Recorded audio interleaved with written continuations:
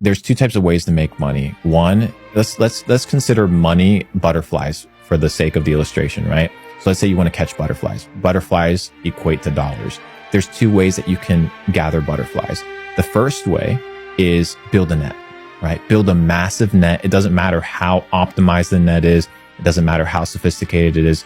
You always have to swing in order to catch butterflies. That's most people hustling, right? They have to clock in, they have to post, they have to sell a promo in order for them to make money, in order for them to catch butterflies. That is not efficient. That is hustling. Why? That's where most people start, but you need to develop a second skill set, which is how to attract butterflies. How do you attract butterflies? By building a garden. Now, it might sound like a foo-foo concept, but if you build a garden, that means you need to build an ecosystem. You're building an ecosystem. Now your goal is to figure out how to make it all congruent, how to make sure people buy into that ecosystem and they don't leave to other gardens. You look at Amazon, that's a fucking garden, bro. That's a self-sustaining garden. They run, it's not just the Amazon platform. They run a plethora of platforms. Amazon AWS, IMDb, they have the Amazon Prime, ebooks. It's an ecosystem of what? Attracting money. So the concept of going from hustle to boss is, instead of working in your business and catching the butterflies, once you have enough, is working on your business, which is kind of what I've been mastering, which is how to build and scale digital businesses. And in that situation, it's a completely different level of skill set, completely different.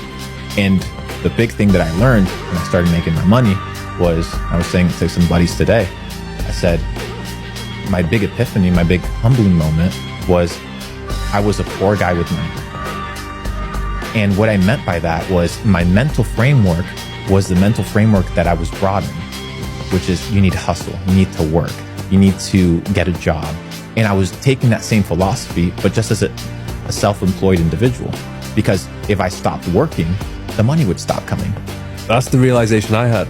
Like, the money is good, but that's only if I am pumping out the content on all the platforms. What happens if I stop making content?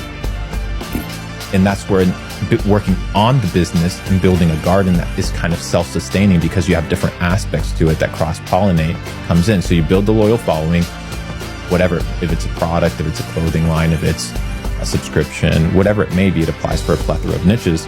You work on it. Take Gymshark, for example. Gymshark is a business. They're not a clothing line. They're a business. They have a loyal fan base, but they have what? Pop-up events. They have their clothing lines. They just opened a store in London now. Literally, bro. They have an entire ecosystem. And it's in that ecosystem that you no longer have to be present in order for money to flow. And that's kind of where I've been transitioning. So it's not, I'm a poor guy with money, aka I'm broke. It's, I had a poor mentality of limiting myself, because if I went to the hospital, money would stop coming in. And that's not the situation that I wanted to be in.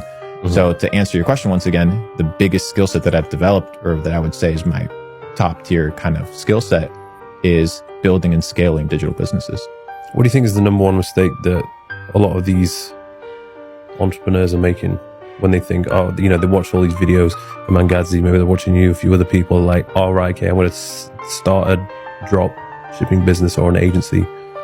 What are the biggest mistakes they tend to make? They don't learn the fundamentals. It's so easy, bro. It's so easy to bank money. You know this. Online, anybody can go out and make 10 grand a month, literally. But who learns taxes? Who learns budgeting? Who learns human resources? Who learns product and inventory management?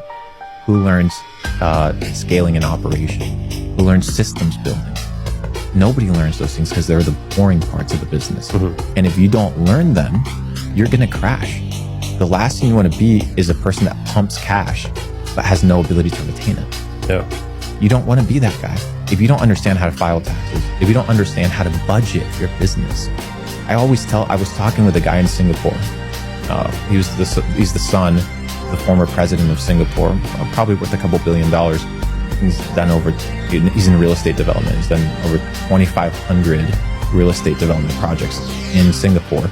Super big guy. And the property prices there are crazy. So he's like proper balling. So I was having a conversation with him, and he's like, you know what the biggest issue is between the elite and people that make no money? I'm like, what? Financial literacy. He said, most people are financially illiterate, and it's a language. what do you mean it's a language? He's like, yes, finance is the language of the elite. Just like Latin used to be the language prior to the peasants being able to have access to read the Bible, they would have to go to the elite, the popes, the deacon of the church, or whoever was in charge, in order to get what? In order to get the wisdom, because they couldn't read. Nowadays, most people are financially illiterate. And it's in that financial lack of literacy that people get caught. Yeah. Why do you need a lawyer? Because you don't know the law. Yeah. Why do you need a tax attorney? Because you don't know tax. Yeah, you don't need to know all of it, but if you don't know the basics, anybody can finesse you. And I think that's the biggest issue up and coming entrepreneurs and even developed entrepreneurs make and end up getting screwed on, is they have not developed financial literacy because it's not sexy. Yeah, and it's not taught in school either. Literally, bro. Like, for example, in school, what do they teach you about law? What do they teach you about accounting? What do they teach you about business in general, or managing your financials or budgeting? Nothing, bro. Why? Nobody asked why. It's on purpose. Even I went to university, I did economics and business management, and I was still like, what the fuck is this? Like, the whole reason I did that degree is I thought, I will surely learn how to run a business when I do this degree. No chance. No. I agree, bro. So essentially, it's really up to you to go out there and learn yourself. I tweeted the other day, I said, self-education will never betray you. Self-education will never betray you. You have to sit down. You don't like to read books. Nobody gives a fuck. The marketplace doesn't care, dude. Yeah. You're not going to learn everything on YouTube. Like, that's what people don't seem to understand. You're not going to learn everything on YouTube. Sometimes you have to crack open the book. Sometimes you have to study. Yeah. But people think that studying is what you used to do in school. No, go study a topic that interests you. You can't be out here scrolling on TikTok 24/7 with dopamine hits, thinking that you're going to get financial literacy off of a TikTok short. Yeah, maybe it may give you some insight and information, but what are you going to do with it?